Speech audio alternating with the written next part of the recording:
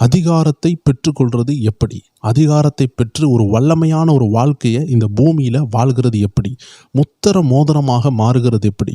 கர்த்தர் நம்மளை சகல அதிகாரத்திலையும் பயன்படுத்த விரும்புகிறார். சூழ்நிலைகள் மேலே ஒரு அதிகாரம், பிசாசின் மேல் அதிகாரம், சகல காரியத்திற்கு மேலாகவும் அதிகாரியாக கர்த்தர் உங்களை வைக்க விரும்புகிறார். ஆதாமையும் ஏவாளையும் அப்படித்தான் அன்று படைத்திருந்தார். அவர்கள் விழுந்து போனதுனால மனுக்குலமே இவ்வாறாக விழுந்து போய்விட்டது. இப்பொழுது அந்த முத்திர மோதிரமாக நம்ம திரும்ப மாறுகிறது எப்படி? அவர்கள் கையிலிருந்து விழுந்த அந்த அதிகார திறவுகோல, அந்த அதிகாரம் சொல்லப்படுகிற அந்த மகிமையான திறவுகோலை நம்ம இப்படி திரும்பி எடுக்கிறது எப்படி என்பதை நம்ம தெளிவாக பார்க்க போகிறோம். வேதத்தில் கூட இயேசுவை பாருங்க, வேதம் சொல்லுகிறது, அவர் பிசாசுகளை அதட்டினார், காற்றையும் புயலையும் அதட்டினார், அவைகள் எல்லாம் கீழ்ப்படிந்தது. இவ்வாறாக வேதத்தில் நிறைய விஷயம் பார்க்க முடிகிறது. எல்லாரும் சொன்னாங்க, இவர் அதிகாரமுடையவராக இருக்கிறார், அதிகாரமுடைய பிரசங்கம் பேசுகிறார். எப்படி அவர் அப்படி மாறினார்? அவருடைய வாயிலிருந்து கிருபை உள்ள வார்த்தை வந்துச்சான். இப்படி அதிகாரமுள்ள இயேசு எப்படி இதை செயல்படுத்தினார்? எப்படி அவருக்குள்ளாடி அதிகாரம் செயல்பட்டது?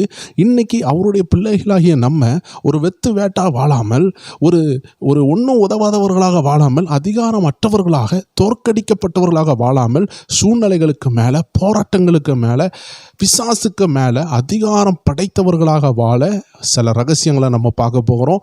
நீங்கள் ஆவிக்குரிய தேவ பிள்ளைனா வசனத்தை கீழ்ப்படிந்து நாளுக்கு நாள் வசனத்தை ஆகாரமாக உட்கொண்டு கொண்டு இருக்கிறீங்க, ஆவிக்குரிய வாழ்க்கையில் உயரும்னு நினைத்து கொண்டு இருக்கிறீங்கன்னா உங்களுக்கான சரியான வீடியோ இது. கர்த்தர் உங்ககிட்ட கொண்டு வந்திருக்கிறார். நீங்கள் ஜெபத்தோடு பார்க்குமாறு அன்போடு கேட்டுக்கொள்கிறேன். இந்த வீடியோ பார்க்கும் பொழுதே உங்களுக்குள்ள நீங்கள் யார், நீங்கள் எப்படிப்பட்டவங்க, இயேசு உங்களுக்காக என்ன செய்திருக்கிறாரு, நீங்கள் இனி என்ன செய்ய வேண்டும், அந்த அதிகாரத்தை வேஸ்ட் பண்ணாமல் அந்த அதிகாரத்தில் நீங்கள் எழும்பி பிரகாசிக்கணும்னு சொல்லக்கூடிய சகல காரியங்களையும் கர்த்தர் உணர்த்துவார். எப்படி முக்கியமாக இந்த அதிகாரத்தை பெற்றுக்கொள்வது என்பதை நம்ம தெளிவாக பார்க்க போகிறோம். நீங்கள் பார்த்து கொண்டிருக்கிறது ஸ்பிரிச்சுவல் WF என்ற ஆவிக்குரிய ரகசியங்களை வெளிப்படுத்தும் ஒரு நல்ல யூடியூப் சேனல். வாங்க நம்ம வீடியோக்குள்ளே போகலாம். சோத்திரத்தோடு ஜெபத்தோடு கேட்குமாறு அன்போடு கேட்டுக்கொள்கிறேன். முதலாவது, அதிகாரம் என்றாலே ஒரு முத்திர மோதிரத்துக்கு சமமாக இருக்கிறது. முத்திர மோதிரம் என்றாலே சிக்னட் ரிங் அப்படின்னு சொல்கிறாங்க. இந்த முத்திர மோதிரம், இந்த சிக்னட் ரிங் என்றாலே அன்றைய நாட்களில் ராஜாக்கள் என்ன செய்வாங்கன்னா, தன்னுடைய அந்த ராஜ்ய பாரத்தினுடைய அந்த அதனுடைய சிக்னட், அந்த மோதிரத்தை வைத்திருப்பார்கள். அதில் சில சிம்பிள்ஸ் இருக்கும், சில ராஜாக்களுடைய எழுத்துக்கள் இருக்கலாம், ராஜ அரசாங்கம் சேர்ந்த சில விஷயங்கள் அதில் பதிவிடப்பட்டிருக்கும். அதை எடுத்து என்ன செய்வாங்கன்னா, சில மெழுகு போன்ற விஷயங்களில் பதிப்பாங்க.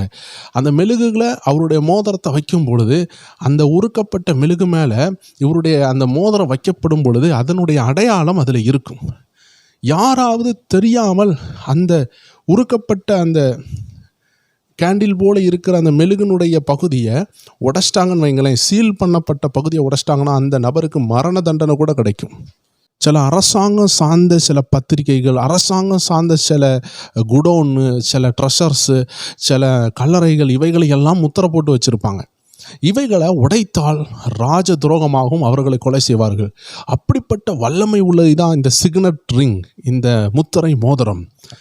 முதலாவது, நம்ம அதிகாரத்தை பற்றி படிக்கிறதுக்கு முன்பதாக, நம்ம அதிகாரத்தை பெற்றுக்கொள்றதுக்கு முன்பதாக வேதம் சொல்லுகிறத நாம் புரிந்து கொள்ள வேண்டும். ஆகாய் 2வது அதிகாரம் 23வது வசனத்தில் ஆண்டவர் செருபாபேலை பார்த்து சொல்கிறாரு, சேனைகளின் கர்த்தர் சொல்லுகிறார், சேத்தியேலின் குமாரனாகிய செருபாபேல் என்னும் என் ஊழியக்காரனே, உன்னை நான் அந்நாளிலே சேர்த்து கொண்டு உன்னை முத்திரை மோதிரமாக வைப்பேன் என்று கர்த்தர் சொல்லுகிறார். நான் உன்னை தெரிந்து கொண்டேன் என்று சேனைகளின் கர்த்தர் உரைக்கிறார் என்று சொல் என்றார். முத்திர மோதிரமாக ஆண்டவர் இந்த இடத்துல ஒரு நபரை வைப்பேன்னு சொல்லுகிறார். பாருங்க, பழைய ஏற்பாட்டில் ஏதோ 1-2 பேரை தான் முத்திர மோதிரமாக வச்சிருந்தார் ஆண்டவர். ஆனால் இந்த நாட்களில் யாரெல்லாம் இயேசுவின் ரத்தத்தினால கழுவப்பட்டார்களோ ஒவ்வொரு பேரும் நீங்கள் முத்திர மோதிரமாக இருக்கிறீங்க. ஏன்னா ஆண்டவராகிய இயேசு பேதுருவை பார்த்து சொன்னார், இந்த பூமியில் நீ எதை கெட்டுறியோ அது பரலோகத்தில் கெட்டப்படும், நீ பூமியில் எதை கெட்ட அவிழ்க்கிறியோ அது பரலோகத்தில் கெட்ட அவிழ்க்கப்படும். தேவ ஜனங்களே, இது பேதுருக்கு மட்டும் உள்ள சுதந்திரமே கிடையாது. இது ஏசப்பாவுடைய பிள்ளைகள் எல்லாருக்கும் உள்ள சுதந்திரம். இன்றைக்கி நிறைய பேருடைய கமெண்ட்ஸ் எழுதுகிறாங்க. நான் கமெண்ட்ஸை பார்க்கும் பொழுது, ஐயா என் கணவர் குடிக்கிறார், ஐயா என் மகன் குடிக்கிறாங்க, என்னுடைய குடும்பம் சமாதானம் இல்லை, எனக்கு வீட்டில் பிரச்சனை, நான் வெளிநாட்டில் வேலை செய்கிறேன் அங்கே பிரச்சனை, என் குடும்பத்துக்குள்ளே பிரச்சனை, நாங்கள் டைவர்ஸ் ஆயிடுவோன்னு பயமாக இருக்குது, என் பிள்ளை குடிச்சிட்டு வந்து அடிக்கிறான், என் பிள்ளைகள் வாழ்க்கையில் நிம்மதி இல்லை, குழந்தை பாக்கியம் இல்லை, திருமண தடை, அந்த பிரச்சனை இந்த பிரச்சனை, 1000 பிரச்சனையை பிசாசு இன்னைக்கு வைத்து கொண்டு இருக்கிறான். யோசித்து பாருங்கள், இவைகள் எல்லாம் இன்னைக்கு உங்களை அழித்து கொண்டு இருக்கிறது. பாடுகள் என்பது 2 விதத்தில் வருகிறது. ஒன்று தேவன் உங்களை அனுமதிக்கிற பாடு, இன்னொன்று தேவையில்லாமல் நீங்கள் தேவனை விட்டு பிரிந்து போக வேண்டும் என்று பிசாசானவன் போராடி கொண்டிருக்கிற பாடு. நிறைய பேருக்கு ஒரு கன்ஃபியூஷன் ஆகும், எது பிசாசு அனுப்புகிற பாடு, எது தேவன் அனுமதிக்கிற பாடு என்று தெரியாமல் இருக்கும். முதலாவது நீங்கள் அது தெரிந்து கொள்ள வேண்டும் என்றால் உங்கள் வாழ்க்கையில் நீங்கள் அதிகாரமுடையவர்களாய் மாற வேண்டும். நீங்கள் அதிகாரமுடையவர்களாய் மாறின பிறகு தேவையில்லாத அந்தகார ஆவிகளையெல்லாம் நீங்கள் கடிந்து கொண்டால் நீங்கள் கெட்டினால் அது கெட்டப்படும். அதற்கு பிற்பாடு நீங்கள் பார்த்தீங்கன்னா தேவன் சில போராட்டங்களை அனுமதிப்பார். அது கர்த்தரால் வருகிற போராட்டம், அது உங்களை உயர்த்தும், உயர்வுக்கு நேராய் கொண்டு போகும். பிசாசு அனுப்புகிற போராட்டம் உங்களை பலவீனப்படுத்தும். கர்த்தர் சிலதை அனுமதிக்கும் பொழுது உங்களை உயர்த்தும். அதனால தான் நீங்கள் புரிந்து கொள்ள வேண்டும், இந்த அதிகாரத்தை நாம் பெற்றுக்கொள்ள வேண்டும். ஆண்டவர் நம்மளை முத்திர மோதிரமாக வைக்கிறேன்னு சொல்கிறார். இந்த முத்திர மோதிரத்தினுடைய மகிமை என்னன்னா, இது ராஜாவுக்கு ஈக்குவலானது. இப்போ இந்த முத்திர மோதிரத்தை கலத்தி ஒரு நபர்கிட்ட நம்ம கொடுக்குறோன்னா, அந்த நபர் அந்த மோதிரத்தை கொண்டு போகிறாருன்னா, அந்த முத்திர மோதிரம் ராஜாவுக்கு ஒப்பனையாக இருக்குது. இப்போ அந்த நபர் முத்திர மோதிரத்தை வச்சு எதையாவது ஒன்று போட்டுட்டார்னா அந்த ஊரை கீழ்ப்படிஞ்சு ஆகணும்.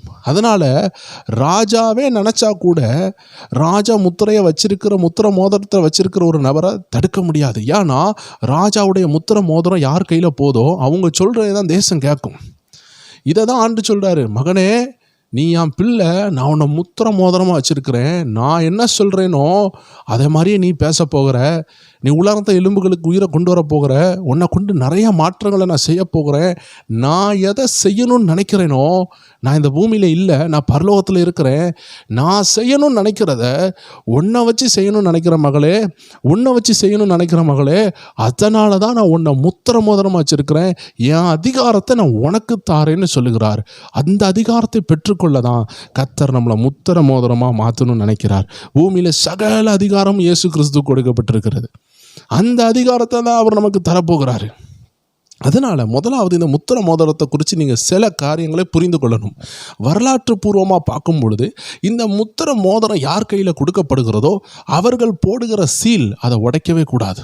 அவர்கள் என்ன காரியத்திற்காக அதை போடுகிறார்களோ அதை நிறைவேற்றி ஆக வேண்டும். ஒரு கடிதத்தில் இந்த தேசத்தில் உள்ள எளியவர்களுக்கு ஒவ்வொரு நபர்களுக்கும் 1000 பொற்காசுகளை கொடுக்க வேண்டும் என்று ஒரு கடிதத்தில் எழுதி ஒரு சீல் அடித்து விட்டால் அந்த சீலை ஓப்பன் பண்ணி படிக்கிறவங்க கண்டிப்பாக 1000 பொற்காசுகளை அந்த தேசத்தில் உள்ள எளியவர்கள் கொடுத்தே ஆக வேண்டும். ஒரு கடிதத்தில் எழுதுகிறாங்க, இந்த நபரை யுத்தத்தில் கொல்ல வேண்டும் என்று அந்த சீலை போட்டுட்டாங்க. இப்போ அந்த சீலை பிரித்து அந்த நபர் பார்த்துட்டாங்கன்னா அதில் எழுதப்பட்டதை செய்யவே வேண்டும். ஏனென்றால் அது அரசாங்க வார்த்தை. ஒரு ராஜாவுடைய பிரதிநிதியாக முத்திர மோதிரமாக இருக்கிறது. அந்த முத்திர மோதிரத்தை எடுத்து யார் கையில் போடுறாங்களோ அவன் ராஜாவுக்கு ஈக்குவலாக மாறுகிறான். ராஜாவுடைய அத்தனை அதிகாரம் அவன் மேலே வருகிறது, சாதாரண ஒரு மோதிரம் அவன் கையில் வந்தவுடன். அதனால தான் ஒவ்வொரு இளவரசர்களும் ஒவ்வொரு ராஜாக்களும் அவர்கள் மரணத்துக்கு பிறகு அந்த முத்திர மோதிரத்தை உடைத்து போடுவார்களாம். இது வரலாற்று பூர்வமான உண்மை. ஏனென்றால் அந்த நபர் மரித்து விட்ட பிறகு அவருடைய முத்திர மோதிரத்தை மந்திரியோ அமைச்சரோ யாராவது எடுத்து அந்த ராஜ்யத்தை தவறாக ஆளுகை செய்துவிடக்கூடாது என்று ராஜா மரிக்கிற அந்த நேரத்தில் இந்த முத்திர மோதிரத்தையும் அழித்து விடுவார்கள். இன்னொரு ராஜா வரும்பொழுது இன்னொரு முத்திர மோதிரம் வருகிறது. இப்படி தான் ஒவ்வொரு போப்புகளுக்கு கூட இது செய்கிறாங்க என்று வரலாறு சொல்லுகிறது. நிறையா ஒவ்வொரு போப்புகள் வரும் பொழுது இந்த வெட்டிக்கன் சிட்டியில் ரோமன் கேத்தலிக்கில் நிறையா போப்ஸ் இருக்கிறாங்க. அந்த போப்பு ஒவ்வொரு பேரும் மோதிரங்கள் வச்சிருக்கிறாங்கன்னு சில பதிவுகள் சொல்லப்பட்டிருக்கிறது. இது எவ்வளோ உண்மை எனக்கு தெரியவில்லை. ஆனால் அரசாங்கத்தில் ராஜாக்கள் அவர்கள் அரசர்களாக இருக்கும் பொழுது அவர்கள் இதை கடைபிடித்தார்கள். வேதத்தில் கூட அதற்கு ஒப்பனையாக நிறைய வசனங்கள் இருக்கிறது. அதற்கு எடுத்துக்காட்டாக ஆதியாகமம் 41:42 சொல்லுகிறது, பார்வோன் தன் கையில் போட்டிருந்த தன் முத்திரை மோதிரத்தை கலற்றி அதை யோசேப்பின் கையிலே போட்டு மெல்லிய வஸ்திரங்களை அவனுக்கு உடுத்தி பொன் சரப்பணியை அவன் கழுத்தில் தரித்து அப்படின்னு சொல்லி நிறைய விஷயங்கள் சொல்லுகிறது. அதாவது 44வது வசனத்தை பார்த்தீங்கன்னா அதில் சொல்லப்பட்டிருக்கிறது, பின்னும் பார்வோன் யோசேப்பை நோக்கி, நான் பார்வோன், ஆனாலும் எகிப்து தேசத்தில் உள்ளவர்களில் ஒருவனும் உன் உத்தரவில்லாமல் தன் கையையாவது தன் காலையாவது அசைக்கக்கூடாது என்றான். ஏன் தெரியுமா? இப்போ இவ்வளோ பெரிய அதிகாரம் யோசேப்புக்கு கொடுக்கப்படுகிறது. ஏன்னா யோசேப்புக்கு கொடுக்கப்பட்டது அந்த ராஜாதி ராஜா, எகிப்து தேசத்தினுடைய ராஜாதி ராஜாவுடைய கையில் உள்ள முத்திர மோதிரம். இந்த மோதிரம் வந்த பிறகு எவனாவது கையை ஆட்டினாலும் காலை ஆட்டினாலும் யோசேப்பு சொல்லாமல் அதை செய்யக்கூடாதான். அவ்வளோ பெரிய அதிகாரத்தை யோசேப்புக்கு மேலே ஒரு சின்ன மோதிரம் வந்ததுனால உண்டானது. இதில் உள்ள ரகசியம் என்னன்னா, தேவஜனமே, அந்த மோதிரத்துக்குள்ளாடி அந்த ராஜாவுடைய சகல வல்லமையும் இருக்குது. அதனால தான் அந்த மோதிரமாக கர்த்தர் நம்மளை மாத்துறேன்னு சொல்கிறார். லூக்கா 15:22 பார்த்தீங்கன்னா, கெட்ட குமாரன் இழந்து போனவன்.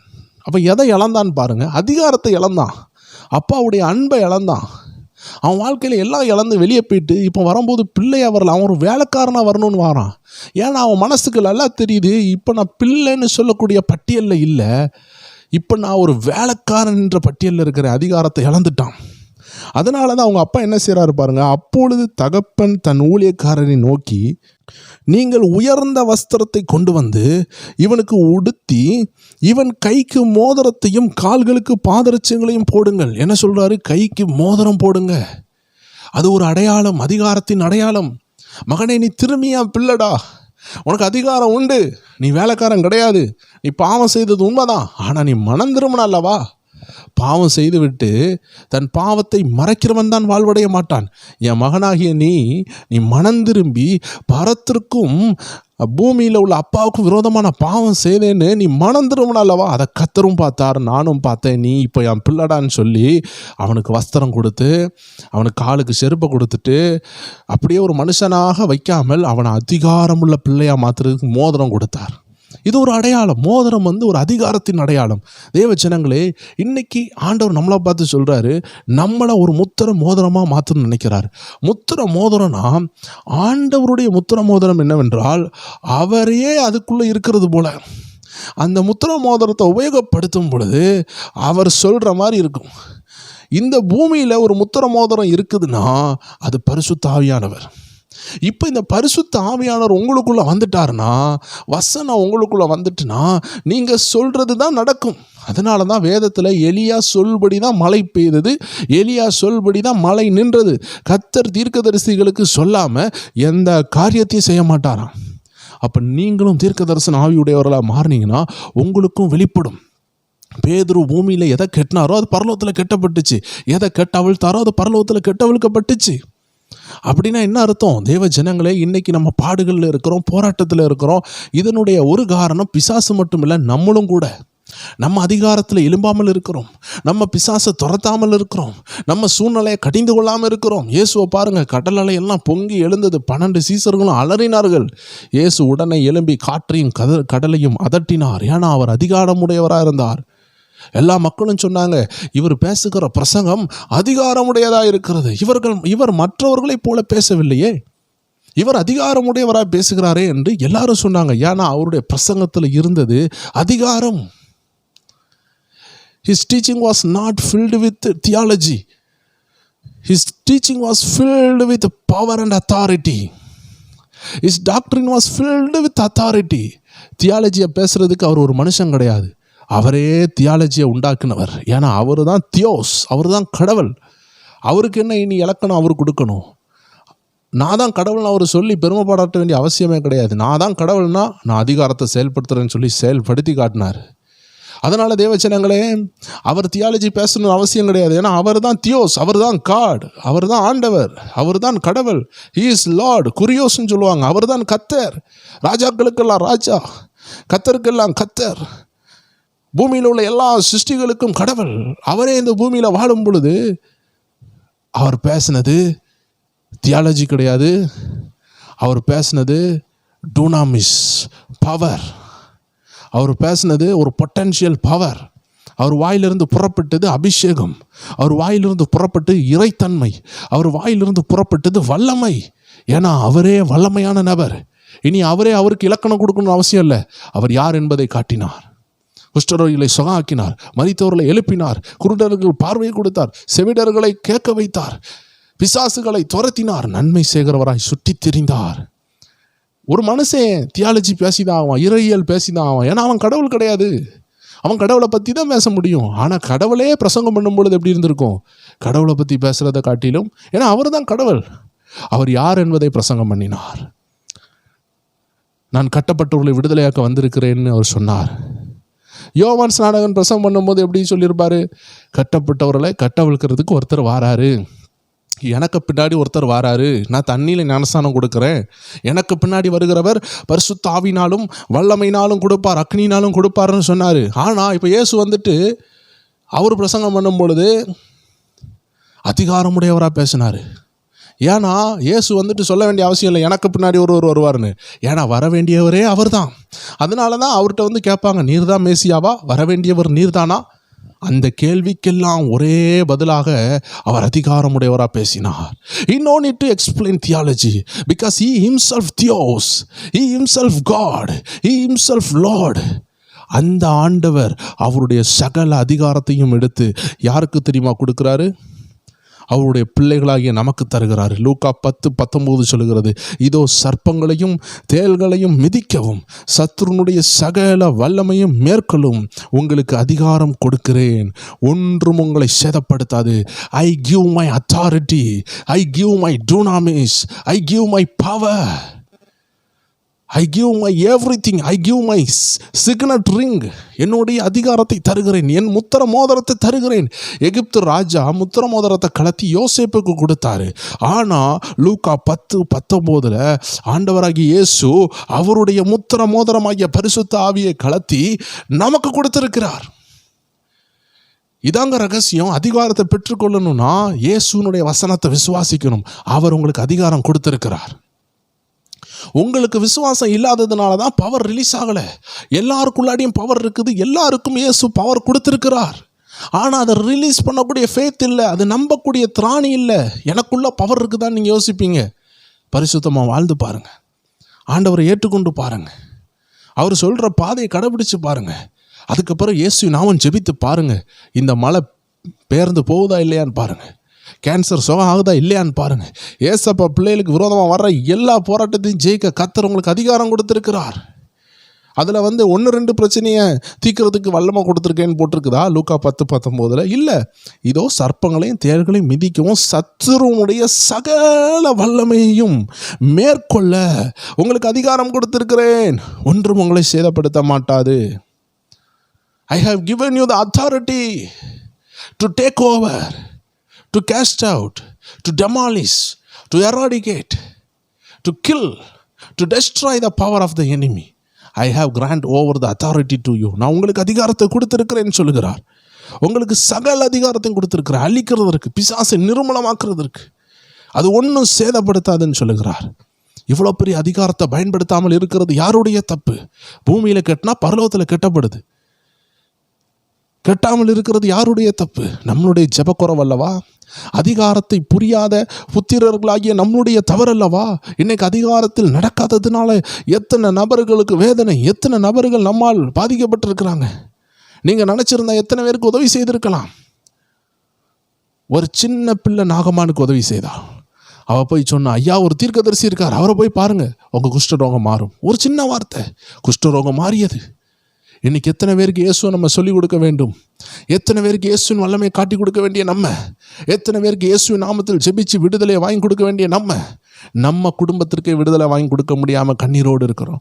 நம்ம கணவர் குடிக்கிறார், பிள்ளைகள் குடிக்குதுன்னு சொல்லிட்டு கண்ணீரோடு இருக்கிறோம். தேவ ஜனங்களே, போதும், எனாஃப் இஸ் எனாஃப். போதும் என்பது போதும், இதுவரை உபத்திரவப்பட்டது போதும். அந்த மனசு உங்களுக்கு வரணும். நிறைய பேர் யோசிப்பாங்க, உபத்திரவப்பட்டது போதும், நிறைய ஊழியர்களை பார்த்து ஜெபிச்சிரும். இல்லை இல்லை இல்லை இல்லை, எத்தனை ஊழியர்களை பார்ப்பீங்க? எவ்வளோ நேரம் தான் பார்ப்பீங்க? எவ்வளோ காசு தான் கொடுப்பீங்க? நீங்கள் எழும்பணும். கர்த்தர் உங்களை எழுப்ப விரும்புகிறார். உங்கள் வாயின் வார்த்தைக்கு தூதர்கள் காத்து கொண்டு இருக்கிறாங்க. உங்கள் வாயின் வார்த்தைக்கு தேவனே காத்து கொண்டு இருக்கிறார். எப்பண்டா என் பிள்ளை முழங்குவான், எப்பண்டா என் பிள்ளை முழங்குவான்? மோசையை பார்த்து ஆண்டு சொன்னார், என்கிட்ட புலம்புறது என்ன? உன் கையை நீட்டு செங்கடலை பிளந்து விடு. தேவ ஜனங்களே, உங்கள் குடும்பத்தை நீங்கள் தான் மாற்றணும். நம்ம ஆண்டவர் செய்ததை செய்யுங்க. அவர் என்ன செய்தார்? பூமியானது ஒழுங்கின்மையும் வெறுமையுமாக இருந்துச்சு. பரிசுத்த ஆவியானவர் ஆழத்தின் மேல் அசைவாடி கொண்டிருந்தார். இந்த நேரத்தில் தேவன் பேச தொடங்கினார். வெளிச்சம் உண்டாக கடவுது. தேவ ஜனங்களை நீங்கள் ஆவியிலே நிரம்பி பேசணும். குடியாவி ஓட கடவுது, இச்சையின் ஆவி ஓட கடவுது, தரித்திரத்தின் வல்லமை ஓட கடவுது, ஜீவன் உண்டாகட்டும், எழுப்புதல் உண்டாகட்டும். ஜெபத்தில் இருந்து அதிகாரத்தோடு முழங்குறதற்கு கர்த்தர் உங்களை அழைக்கிறார்.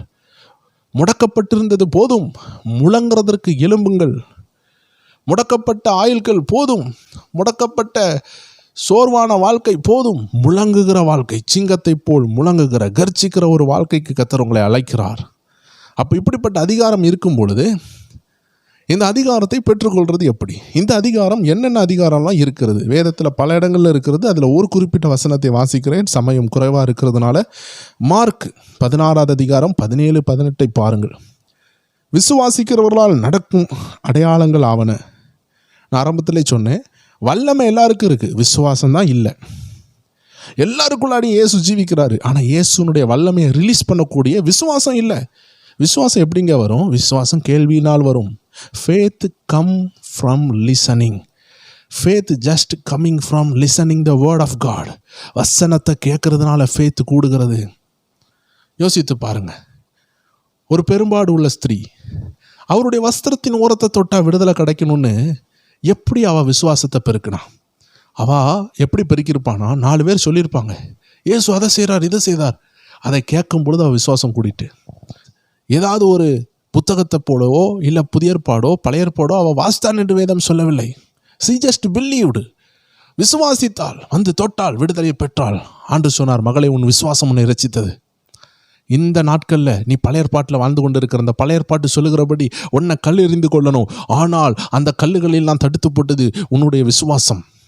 எண்ணிலிருந்து வல்லமையை புறப்பட பண்ணினது உன் விசுவாசம். தேவ ஜனங்களை வல்லமையை ரிலீஸ் பண்ணுகிறது விசுவாசம். இயேசுவே வல்லமையை ரிலீஸ் பண்ணவில்லை, இந்த பெண்மணியினுடைய விசுவாசம் அவருடைய வல்லமையை ரிலீஸ் பண்ண வச்சுது. அப்படி என்றால் வல்லமை நமக்குள்ள இயேசு உள்ள வரும்பொழுது வந்து விடுகிறது. ஆனால் அதை ரிலீஸ் பண்ணுறதுக்கு வசனம் வேண்டும், விசுவாசம் வேண்டும். விசுவாசம் வசனத்தினால்தான் வரும். அப்போ எவ்வளோ தூரம் நீங்கள் வசனத்தை கேட்டு உங்கள் விசுவாசத்தை வளர்க்குறீங்களோ அவ்வளோ தூரம் வல்லமை ரிலீஸ் ஆகும். வல்லமை ரிலீஸ் ஆகணும்னா விசுவாசம் கூடணும். அதனால தான் விசுவாசித்தால் தேவ மகிமையை காண்பா என்று வேதம் சொல்லுகிறது. அப்போ வேதம் சொல்லுகிறது, விசுவாசிக்கிறவர்களால் நடக்கும் அடையாளங்கள் ஆவன. என் நாமத்தினாலே பிசாசுகளை துரத்துவார்கள், நவமான வார்த்தைகளை பேசுவார்கள், சர்ப்பங்களை எடுப்பார்கள், சாவுக்கேதுவான யாதொன்றை குடித்தாலும் அது அவர்களை சேதப்படுத்தாது, வியாதியஸ்தர் மேல் கைகளை வைப்பார்கள், அப்பொழுது அவர்கள் சொஸ்தமாவார்கள் என்றார். தேவ ஜனங்களே, விஷத்தை குடிப்பார்கள்னு போட்டிருக்கிறது. வேனுக்குன்னு போய் விஷத்தை குடித்தா மறிக்க தான் செய்வோம். சாது சுந்தர் சிங் பாருங்கள், ஊழியத்துக்கு போன இடத்துல சொந்த குடும்பத்தால் விஷம் கொடுக்கப்பட்டார் என்று சரித்திரம் சொல்லுகிறது. நண்பர்களாலேயோ இல்லை சொந்த குடும்பத்தில் உள்ள ஏதோ ஒரு நண்பர்களால் சகோதரர்களால் கொடுக்கப்பட்டு அவர் மறிக்கிற தருவாயில் போயிட்டு அவர் வெளியே வந்தார். ஆண்டவர் அவர் ஜீவனை திரும்பி கொடுத்தார். மரித்து போக வேண்டிய அவருடைய ஜீவனை கர்த்தர் கொடுத்தார். இதுதான் அற்புதம். பவுலுக்கு பாருங்க, ஒரு பாம்பு கொத்திட்டு, ஆனால் அவருக்கு உயிர் போகலை. இதுதான் ஆண்டு சொல்லுகிறார். விசுவாசிக்கிறவங்களுக்கு இது நடக்காது. எங்கள் வாழ்க்கையில் ஏகப்பட்ட சாட்சிகள் இருக்குது, சொல்லிக்கொண்டே போகலாம். ஒரு விசை என்னுடைய கிராம ஊழியத்தில் நான் பாத்ரூமில் போயிட்டு வெளியே வருகிறேன். வெளியே வந்தால் ஒரு பாம்பு ஒரு அடி இல்லாமல் செத்து கிடக்குது. யாருமே அடிக்கவே இல்லை. அது என்ன கொத்தலான்னு இருந்திருக்கும். நான் போயிட்டு வெளியே வரும்போது என் காலு கீழே வைக்கிறேன், கீழே பாம்பு இருக்குது. ஆனால் என்னடா பாம்பை நவள மாட்டேங்குதுன்னு யோசிச்சுட்டு இருக்கிறேன். ஒரு கம்பு எடுத்து அந்த பாம்பை நவுட்டி பார்க்குறேன், ஒரு காயம் கூட இல்லை, யாரும் அடிக்கவும் இல்லை. பச்சை பாம்பு, அதாவது பச்சை கலரை சொல்லவில்லை, அது ஒரு கருப்பு கலரில் தான் இருந்துச்சு. ஆனால் பச்சையாக உயிரோடு இருந்தது. பச்சை மீன் சொல்லுவோம் தெரியுமா, உயிரோடு இருக்கிறத நம்ம பச்சையாக இருக்குதுன்னு சொல்லுவோம்ல, அதே போல் உயிருள்ள ஒரு பாம்பு. 3 நாள் முன்னாடி செத்து போன பாம்பு இல்லை, உயிரோடு இருக்குது, அப்படியே ஃப்ரெஷ்ஷாக இருக்குது. ஆனால் செத்து போய் கிடக்குது. அப்போ என் இருதயத்தில் ஆவியானவர் உணர்த்துகிறார், என் தூதன் உனக்காக இதை செய்தார். ஊழியக்காரனுக்காக தூதன் இறங்கினார். சூழப்பாளையம் இறங்கி பாதுகாப்பாங்களாம். ஏன்னா கண்டிப்பாக நான் கொத்து வாங்கியிருக்கணும். இதை நான் பேசிக்கொண்டு இருக்கும் பொழுது கூட நேற்றுக்கு இரவு இதை நான் பேசுகிற இன்னைக்கு, இப்போ ரெக்கார்ட் பண்ணுற இன்னைக்கு, இது நீங்கள் இன்றைக்கி நைட்டு கேட்பீங்கன்னு வைங்களேன். நான் நேற்றுக்கு இரவு கிட்டத்தட்ட நைட்டு 1 மணி இருக்கும், நான் ஒரு ஊழியத்தை முடிச்சுட்டு ஒரு இடத்துல நிற்கிறேன். நிற்கும் பொழுது என்னோட ஆவியானவர் பேசிக்கொண்டே வரார். ஏதோ ஒரு ஆபத்தை நான் உணர்ந்து கொண்டே இருக்கிறேன். ஏதோ ஒரு அசுத்த ஆவின் வல்லமை நான் உணர்கிறேன். அந்த நேரத்தில் நான் ரயில்வே கேட் பூட்டி இருக்குது. அப்போ என் வாகனத்தில் இருந்து நான் கீழே நிற்கிறேன். ஏன்னா அன்னைக்கு பார்த்து பைக்கில் போகிறேன். அப்போ பைக்கில் இருந்து கீழே இறங்கி ரயில்வே கேட்டு பூட்டி இருக்குது, இது திறந்தோன்னே போகலான்னு இருக்கிறேன். கிட்டத்தட்ட நைட்டு 12:30 1 மணி இருக்கும். அந்த நேரத்தில் என் கால் கிட்ட ஒரு தேள் வந்து என்னை கொட்ட வருகிறது. இதை நான் பார்க்கவே இல்லை. அப்போ என் அருகாமையில் இருந்த என்னுடைய சகோதரன் சொல்லுகிறான், அண்ணே அங்கே பாம்பு அது தேள் இருக்குதுன்னு கத்துறான். கத்துனோன்னே நான் துள்ளி திரும்பி எடுத்து பார்த்தா ஒரு தேள் இருக்குது. எப்படி பார்த்தீங்களா, என் காலுக்கும் அதுக்கும் 1 இன்ச்சு கூட கேப் இல்லை. ஆனால் கர்த்தர் காப்பாற்றுகிறவர். வசனம் என்ன சொல்லுகிறது? சர்ப்பங்களையும் தேள்களையும் மிதிக்க. அப்போ சத்ருவானவன் நம்மளை கொல்லணும்னு நினைப்பான், ஆனால் தூதர்கள் நம்மளை சூழ்ந்து பாதுகாப்பார்கள். ஏன் நான் இதை சொல்கிறேன்? நான் ஊழியத்தில் பாடுற பல முறைகள்.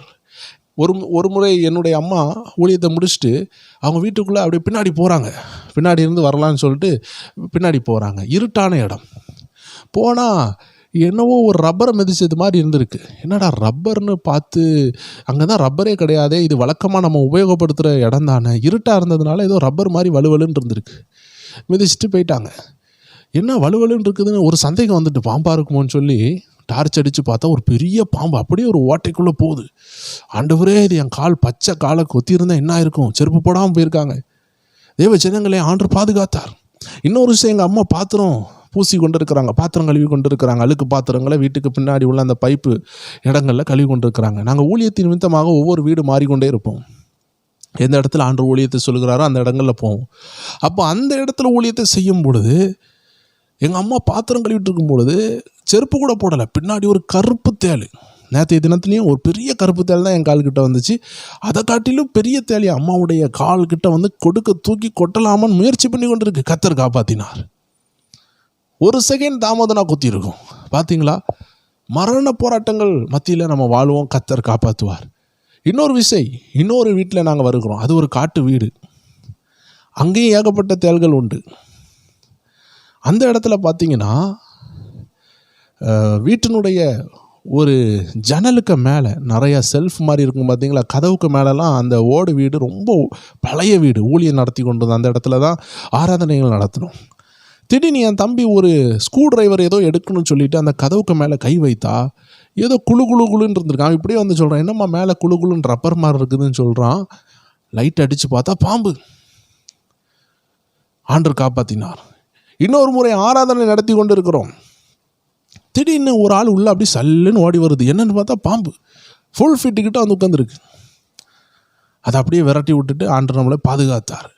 இன்னொரு முறை நைட்டு நாங்கள் தூங்கி கொண்டு இருக்கிறோம். தூங்கும் பொழுது எங்களுடைய அம்மா என்ன செய்கிறாங்க, எழுந்து டாய்லெட் ரூம் போகிறாங்க. கிட்டத்தட்ட 12 மணி இருக்கும். எங்கள் அம்மா அப்படி போகும்பொழுது தூங்கிட்டு இருந்த என் தம்பி உடனே அம்மாவை போய் கூப்பிட்றான், ஏம்மா போகாதீங்க. அவன் தூங்கிட்டு இருக்கான். அம்மா போகும்பொழுது இவனும் கிட்ட போய் ஏம்மா போகாதீங்கன்னு சொல்கிறான். இவன் தூக்கம் தான் தெரியவே இல்லை. போகாதீங்கன்னு சொன்னோன்னே அம்மா என்ன செஞ்சுட்டாங்க, போகாமல் நிற்காங்க. நின்ன உடனே அவங்க அடுத்த ரூம் போகணும். டாய்லெட் போகணுன்னா கிச்சனை தாண்டி தான் டாய்லெட்டுக்கு போகணும். அப்போது டார்ச் எடுத்து லைட் அடித்து லைட்டை ஆன் பண்ணலான்னு சொல்லிட்டு டார்ச் எடுக்கிறாங்க. ஏன்னா லைட்டினுடைய சுவிட்சு கிச்சனுக்கு அந்த பக்கம் இருக்கும். அப்போ லைட் அடித்தா ரூமுக்குள்ளே ஏதோ ஊந்து போய் கொண்டு இருக்குது. என்னென்னு பார்த்தா பாம்பு. தேவ ஜனங்களே, வீட்டுக்குள்ளே நாங்கள் எலும்பாமல் தூங்கியிருந்தோன்னா அந்த பாம்பு அப்படியே கதவு கீழே வந்து எங்களை கொத்தி யாரையாவது கொண்டு இருக்கும். மோசமான பாம்பு. இன்னொரு விஷயம் தேவ ஜனங்களே, நாங்கள் புதிதாக ஒரு வீட்டில் வந்தோம். அழகான வீடு, டைல்ஸ் போட்டு அருமையாக ஃபுல் க்ளோசட் அருமையாக இருக்குது. இரவு நேரத்தில் திடீர்னு ஆண்டவர் அம்மாட்ட ஜெபிங்கன்னு சொல்லியிருக்காரு. ஜெபி மகளேன்னு சொல்லியிருக்கு. எலும்பி ஜெபிக்கலான்னு சொல்லிட்டு அப்படியே கிச்சனில் போய் ஒரு சுடு தண்ணி ஏதோ போடலான்னு போனால் கிச்சன் சிலிண்டரு கீழே 2 மோசமான கருப்பு பாம்பு குட்டியாக இருக்குது. அது எப்படியோ எங்கள் வீட்டுக்குள்ளே ஏறி வந்திருக்கு. வர வாய்ப்பே கிடையாது. எல்லாம் ஃபுல் க்ளோஸ்ட். நான் ஏன் இதெல்லாம் சொல்கிறேன்னா, தேவ ஜனமே, வேதத்தில் சொல்லப்பட்டிருக்குது, சாவுக்கு ஏதுவான எதை குடித்தாலும் சாக மாட்டீங்கன்னு. அதுக்குன்னு சொல்லிட்டு விஷத்தை வாங்கி குடிக்கான்னு சொல்லலை. நிறைய பேர் சொல்லுவாங்க, உன் வேதத்தில் சொல்லியிருக்கல, அதை செஞ்சு காட்டு, அப்போ தான் நீ வந்து கிறிஸ்தவன் நான் சொல்கிறேன்னு சொல்லுவாங்க. உன் தேவனாகிய கர்த்தரை பரிசோதிக்காதன்னு வசனம் சொல்லுகிறது. அப்போது தேவன் நம்மளை ஆபத்தான இடத்துல காப்பாற்றுவார். ஒரு நாள் எங்கள் வீட்டினுடைய பேக் சைடில் ஃபுல்லாக கரண்ட் லைன் சப்ளை ஆகி தரையெல்லாம் தண்ணியாக இருக்குது. தரையெல்லாம் கரண்ட் போயிட்டு இருக்குது. அந்த தரைக்கு கீழே வழியாக தான் கரண்ட் லைன் போகும். அதனால் மழை பெஞ்சா அங்கே ஃபுல்லாக கரண்ட் லைன் இருக்கும். இப்படிப்பட்ட இடத்துல நாங்கள் கிட்டத்தட்ட 7 வருஷம் இருந்தோம். அதனால் மழை பெஞ்சா கூட அந்த இடத்துல கால் வச்சா கரண்ட் அடிச்சிடும். இவ்வளோ மோசமான இடத்துல நாங்கள் ஊழியத்திற்காக இருந்தோம். தேள்கள் உள்ள இடத்துல இருந்தோம், பாம்புகள் உள்ள இடத்துல இருந்தோம். எப்போனாலும் வீட்டுக்குள்ளே பாம்பு வரும், எப்போனாலும் வீட்டுக்குள்ளே திருடம் வரலாம். ஓடு வீடுகளில் இருந்தோம். ஆண்டவருக்காக எல்லா நன்மையும் இழந்துட்டு ஆண்டவருக்காக ஊழியத்துக்கு வந்தோம். அப்படிப்பட்ட நிலையில் கர்த்தர் எல்லா இடங்களையும் எங்களை பாதுகாத்தார், எல்லா உபத்திரவங்களையும் பாதுகாத்தார். இதை தான் அங்கே சொல்லியிருக்கிறது. சாவுக்கு ஏதுவான எதை குடித்தாலும் சேதப்படுத்தாது, சர்ப்பங்களை எடுப்பீர்கள். உடனே போயிட்டு பாம்பு எடுக்கக்கூடாது. இன்டர்நெட்டில் ஒரு பாஸ்டர் என்ன செஞ்சுட்டாரு, சர்ப்பங்களை எடுப்பீர்கள்னு சொல்லிட்டு சும்மா எடுத்து மூஞ்சிக்கிட்ட வச்சுக்கிட்டு இருந்தார். அதனுடைய வீடியோ இன்றைக்கி இன்டர்நெட்டில் இருக்குதான்னு தெரில, ஆரம்ப நாட்களில் இருந்துச்சு. A pastor was beaten by ஸ்னேக்குன்னு அடித்து பாருங்கள், ஒரு மொட்டையான ஒரு நபர் வருவார். அவருடைய மூக்கிலே கொத்தி அவர் மறித்து விட்டார்னு கூட நிறைய பேர் சொல்கிறாங்க. பரிசோதனை, நம்ம தேவனை பரிசோதிக்கக்கூடாது, அவருடைய வல்லமையை பரிசோதிக்கக்கூடாது. நடக்கும். சர்ப்பத்தை எடுப்பீர்கள். பவுல் பாருங்கள், கையில் சர்ப்பத்தை எடுத்து அப்படியே காமிச்சார். கையில் கொத்தி தொங்குது, விஷமும் உள்ளே ஏறல, சர்ப்பத்தையும் எடுத்தார். அப்போது விசுவாசிக்கிறவர்களால் இது தானாக நடக்கும். தேவ ஜனமே, நீங்கள் விசுவாசித்தா போதும். சரி, இன்னும் இந்த அதிகாரத்தை பயங்கரமாக செயல்படுத்த என்ன செய்ய? வேதத்தில் பவுலை குறித்து போட்டிருக்கிறது. பவுல் பேய் விரட்டுறாரு. அதை கண்ட ஸ்கேவாவின் பிள்ளைகளாகிய 7 பேர் மந்திரவாதிகளின் பிள்ளைகள்னு சொல்லப்படுகிறது. அப்போஸ்தலர் நடவடிக்கைகள் 19ஆவது அதிகாரத்தில் 11 பாருங்கள். பவுலின் கையினாலே தேவன் விசேஷித்த அற்புதங்களை செய்தருளினார். அவனுடைய சரீரத்தில் இருந்த உருமால்னா கர்ச்சீஃப், கைக்குட்டைகள், கச்சைகளையும் பெல்ட்டு, அதாவது போட்டிருக்கிற பெல்ட்டு கொண்டு வியாதியஸ்தர்கள் மேல் போட்டார்கள்.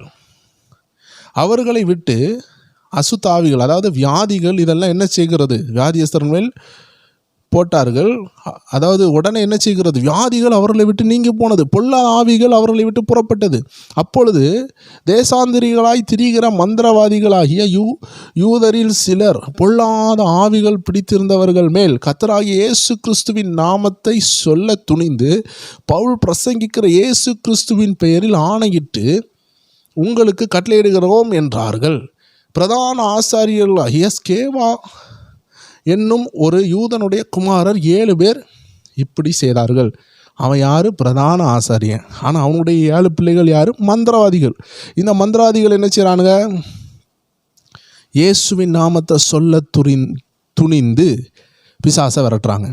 முதல்ல இயேசுவின் நாமத்தை உபயோகப்படுத்தணும்னா அவங்க என்ன செஞ்சுருக்கணும்? ரட்சிக்கப்பட்டிருக்கணும், மனம் திரும்பி இருக்கணும், மறுபடி பிறந்திருக்கணும், வசனத்துக்கு கீழ்ப்படிச்சிருக்கணும், தேவ அதிகாரத்தை, தேவனுடைய சர்வாயுத வர்க்கத்தை தரித்து கொள்ளணும். எபேசியர் 6 என்ன சொல்லுது? அவனை எதிர்த்து நிற்க திராணி உள்ளவர்களாகும்படி நீங்கள் சர்வாயுத வர்க்கத்தை எடுத்துக்கொள்ளுங்கன்னு சொல்லுகிறது. பரிசுத்த ஆவியினால் நிரப்பப்பட்டிருந்திருக்கணும். வேதத்தில் ஒவ்வொரு அற்புதங்களையும் தேவ மனிதர்கள் செய்யும் பொழுது ஆவியில் நிறைந்து பேய்களை விரட்டினார்கள், ஆவியில் நிறைந்து உற்று பார்த்தார்கள். இயேசுவே சொல்லுகிறார், நான் பிசாசை பரிசுத்த ஆவியினால் விரட்டுகிறேன், தேவனுடைய விரலினால் விரட்டுகிறேன். இப்போது இவர்கள் பரிசுத்தாவின் பலன் இல்லாமல், ரட்சிக்கப்படாமல், இயேசு ரத்தத்தினால் கழுவப்படாமல் பிசாசை விரட்டினதுனால என்ன நடந்துச்சுன்னா, வேதம் சொல்லுகிறது, பொல்லாத ஆவி அவர்களை நோக்கி இயேசுவை அறிவேன், பவுலையும் அறிவேன், நீங்கள் யார் என்று சொல்லி பொல்லாத ஆவியை உடைய மனுஷன் அவர்கள் மேல் பாய்ந்து பலாத்காரம் பண்ணி அவர்களை மேற்கொள்ள அவர்கள் நிர்வாணிகளும் காயப்பட்டவர்களுமாகி அந்த வீட்டை விட்டு ஓடி போனார்கள். தேவ ஜனங்களே, நம்ம அதிகாரம் உடையவர்களாய் மாறாமல் பிசாசை விரட்டினா இதான் நிலைமை. சட்டை கிட்டே கிழிச்சு விட்டுருவான். வீட்டில் ஒரே நிந்தனை, போராட்டம், அவமானம், போராட்டத்தின் மேலே போராட்டம். ஒழுங்கான வல்லமையினால் தற்பிக்கப்படாமல், அதான் ஆண்டு சொன்னார், நீங்கள் வல்லமையினால் தற்பிக்கப்படாமல் எருசலேமை விட்டு போகாதீங்க, நீங்கள் காத்திருங்க, அப்போ தான் உன்னதத்திலிருந்து வல்லமை வரும். Receive the power.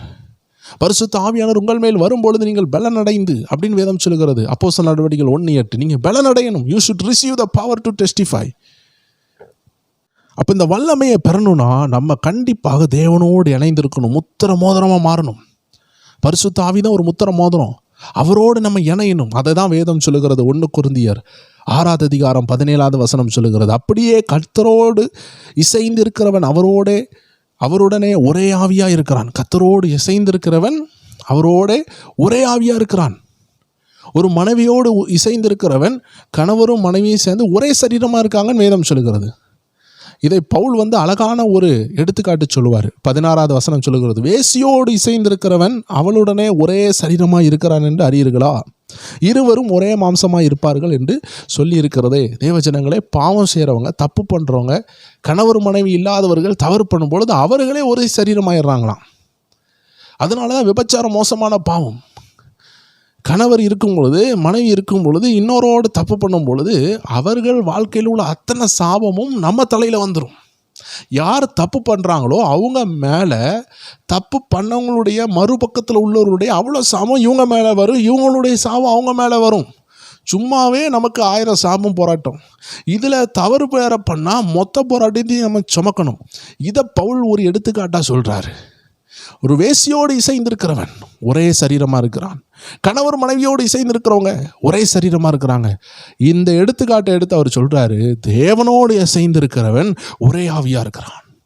அப்படின்னா பரிசுத்த ஆவியோடு இசைஞ்சிட்டிங்கன்னா, உங்கள் மறுபடி பிறந்த ஆவி பரிசுத்த ஆவியோடு இணைஞ்சிச்சின்னா நீங்கள் தான் முத்திரமோதிரம். ஏன்னா அவர் சொல்கிறது உங்கள் மூலமாக நடக்கும். அப்பாலை போ சாத்தானேன்னு சொன்னால் உங்களை கண்டு ஆடும். பவுலனுடைய உருமாலை கண்டு பிசாசு பயந்ததுக்கு காரணம் என்ன? பவுலனுடைய பெல்ட்டை கண்டு பிசாசு பயந்ததுக்கு காரணம் என்ன? பேதுருனுடைய நிழலை கண்டு பிசாசு பயந்ததுக்கு காரணம் என்ன? அவர்கள் தேவனோடு ஒரே ஆவியாக இருந்தார்கள். அனனியா சப்பிரால் வந்து பேதுரு ஏமாத்தும் போது பேதுரு சொன்னார், நீ ஏன்ட்ட போய் சொல்லலை, பரிசுத்த ஆவிட்ட போய் சொன்னேன். ஆனால் அவர்கள் போய் சொன்னது யார்கிட்ட? பேதுருட்ட தான் சொன்னாங்க. அதான் வேதம் சொல்லுகிறது, நான் எங்கேயே என் ஊழியக்காரன் அங்கே இருக்கிறான். தேவ ஜனங்களை நம்ம ஒவ்வொரு பேரும் ராஜாக்களும் ஆசாரியர்களாக இருக்கிறோம், தேவனுடைய ஊழியர்களாக இருக்கிறோம், சுவிசேஷத்தை அறிவிக்கிற ஒரு வாய்ப்பை பெற்றிருக்கிறோம். வானத்தில் உள்ள தூதர்கள் கூட அறிவிக்க முடியாமல் தவிச்சு போயிருக்கிறாங்க.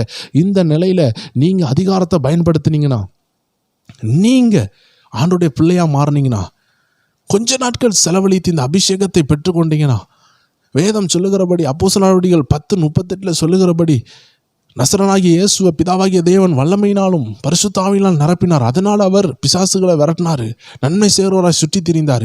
உங்களையும் அந்த வல்லமையினால் நிரப்பப்பட விட்டு கொடுப்பீங்கன்னா, அப்போஸ்தலர் நடவடிக்கைகள் 1:5 சொல்லப்பட்டபடி இந்த ஆவியினால் நிரப்பப்படுவீர்கள் என்றால், மாம்சமான யாவர் மேலும் சொல்லப்பட்டிருக்கிறது, 120 மேலே அல்ல, எல்லார் மேலேயும் ஊற்றப்படுகிற இந்த ஆவியினால் நிரப்பப்பட்டு வார்த்தையினால் நிரப்பப்பட்டீங்கன்னா அதிகாரம் உங்களுக்குள்ளே செயல்பட ஆரம்பிக்கும்.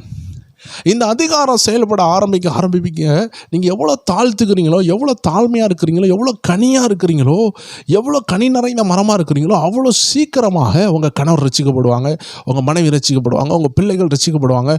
உங்களை கொண்டு செய்யப்படுகிற ஊழியம் பயங்கரமாக இருக்கும். இவர்களை பற்றி தான் வேதம் சொல்லுகிறது, உலகத்தை கலக்கிறவர்கள் இங்கேயும் வந்து விட்டார்கள். ஸோ தேவ ஜனங்களே, இந்த அதிகாரத்தை எப்படி பயன்படுத்த, எப்படி இன்னும் அதிகாரம் செயல்படும், இன்னும் ஆழமாக அதிகாரத்தில் போவது எப்படி, ஒரு சில விஷயங்கள் தான் நம்ம பார்த்துருக்குறோம். இப்போ நம்ம தேவனோடு இசைந்திருக்கிறவன் ஒரே ஆவியாக இருக்கிறான் என்று நம்ம பார்த்துருக்குறோம். அப்போ தேவனோடு இணையணும்னா நீங்கள் என்ன செய்யும்? ப்ரேயர் பண்ணணும், ஃபெல்லோஷிப் பண்ணணும், தேவனோடு பேசணும், வார்த்தையோடு வார்த்தையாக நம்ம உறவாடணும், அவருடைய வார்த்தையை நம்ம இருதயத்துக்குள்ளே வைக்கணும், ஸ்டோர் பண்ணணும். இன்னும் பல ரகசியம் இருக்குது தேவஜனமே. வருகிற நாட்களில் தீர்க்க தரிசனங்களை குறித்தும் ஆவியானவருடைய ரகசியங்களை குறித்தும் கனிகளை குறித்தும் நிறைய காரியங்கள் நம்ம பார்க்க போகிறோம். தேவஜனங்கள் இணைந்துருங்க. எல்லா வாரம் நம்ம என்ன செய்கிறோம்? செவ்வாய்க்கிழமையும் வியாழக்கிழமையும் இரவு 9 மணி அளவில் ஸ்பிரிச்சுவல் WF என்ற சேனலில் நம்ம வீடியோ போட்டு கொண்டு இருக்கிறோம். ஒவ்வொரு ஸ்பிரிச்சுவல் WF என்ற சேனலினுடைய தேவஜனங்கள் இணைந்துருங்க. இதுக்குன்னு நம்ம ஒரு வாட்ஸ்அப் சேனல் வச்சுருக்கிறோம். அந்த சேனலில் உங்களுக்கு லிங்க் தவறாமல் வரும். அதனால் கீழே இருக்கிற லிங்க்கை உபயோகப்படுத்தி சேனலில் இணைந்து கொள்ளுங்கள். நம்ம ஜெபம் டிவி என்ற ஒரு புது சேனல் ஆரம்பித்திருக்கிறோம். தினமும் அதிகாலை ஜெபம் வேணும்னா அதில் இணைந்து கொள்ளுங்கள். அதில் அதிகாலை துதி இருக்கும். இரவு நேரத்தில் நமக்கு இந்த வருடம் முடிய போகிறதுனால நம்ம என்ன செய்ய போகிறோம்? வேத வசனங்களை எல்லாம் இருதயத்துக்கு கொண்டு போக போகிறோம். அந்த ஜெபம் டிவி சேனலுடைய லிங்க்கும் கீழே கொடுத்துருப்போம் டிஸ்கிரிப்ஷனில். இணைந்து கொள்ளுங்கள். நம்ம தொடர்ந்து ஆண்டோடைய நாமத்தை மகிமைப்படுத்தலாம். God bless you.